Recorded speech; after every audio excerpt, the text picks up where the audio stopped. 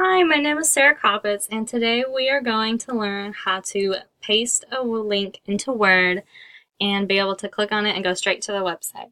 So there are two ways you can do this, and the first one is really easy. All you have to do is go to your website that you want to paste, right-click on it, copy, go back into your Word document, right-click again, paste, and hit the space bar.